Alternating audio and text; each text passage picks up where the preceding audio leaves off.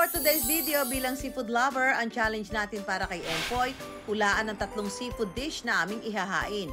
Nang naka-blindfold, mga ka-wonder, makihula na rin kayo ha. Seafood dish number 1, veal. Mga ka-wonder, tulungan niyo ako rin eh. Hindi ko ano to?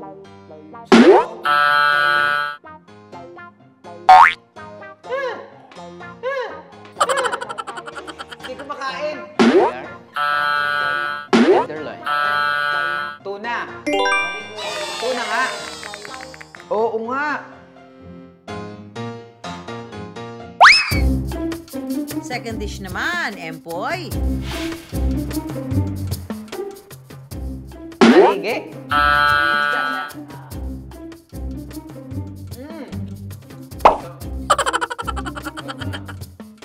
Tilapia. Tuna. Anong parte? Singit. Chan. Chan to. Chan. Ano to? Birthday ko para sa akin lahat. Aba, ang galing ni Empoy ha. Tingnan natin kung mahulaan mo pa itong ating third dish. Wait, tunog nito ah. Ano ba ito? Ano ba nyog? Amoy lalamunan.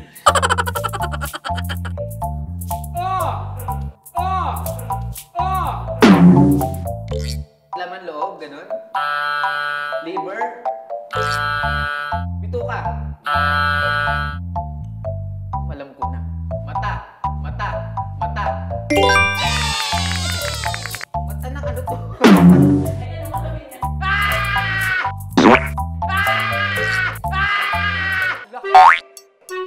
Totoo ba rin? Ba't ganun?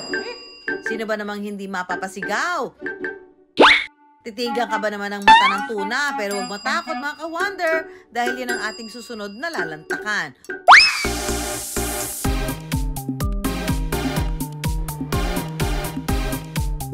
Kung tuna kasi ang usapan, saan ka pa nga ba maghahanap kundi sa tuna capital ng Pilipinas, sa General Santos City, South Cotabato. Pero bukod sa katakam-takam at sashimi grade nitong laman, ang mga mata nito, pwede palang gawing laman tiyan. Ayon sa kultura ng mga Chino, karaniwan daw na inihahain ang mata ng tuna sa pinaka-importanteng bisita sa hapagkainan. Paniniwala kasi nila ito ang magdadala ng swerte sa sinumang kakain. Isang araw sa mabenta ang mata ng tuna. Kadalasan daw itong sinasabawan. Kaya naman mula Jensan, ibibida sa atin ni Chef Jen ang kanyang mata ng tuna recipe. 7 years nang nagtatrabaho bilang chef si Jen. Mula pagkabata, hilig na raw niya talagang magluto. Hello mga ka-wonder! Ngayon pong araw ay magluluto tayo ng balbacoa monte at saka stuffed tuna eye. Dahan-dahan natin ilagay ang mata ng tuna sa oven. Para sa balbacoa monte, i-bake muna ang mata at ulo ng tuna.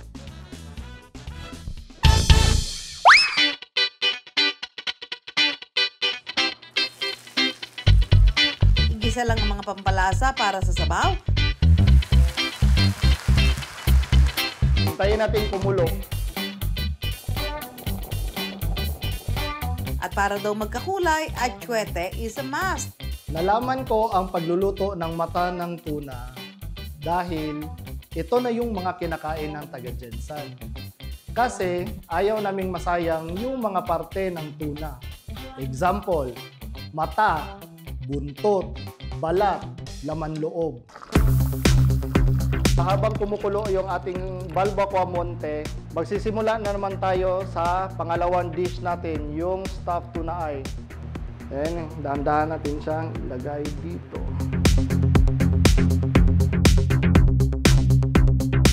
Hintayin na lang natin kumulo ang ating tuna eye. Pag malambot na, himayan time na.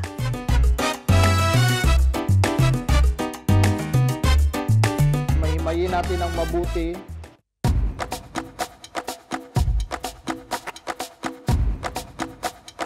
Pagkatapos, lagyan na ng mga pampalasa.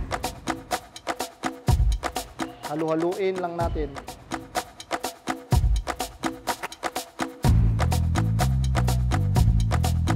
At ready na para i-deep fry.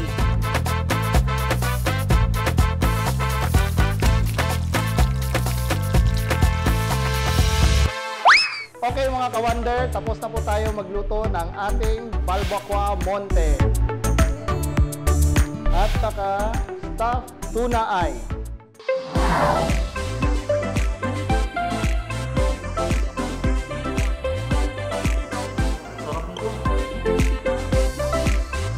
Happy dinner time talaga ang ating mga ka-wonder.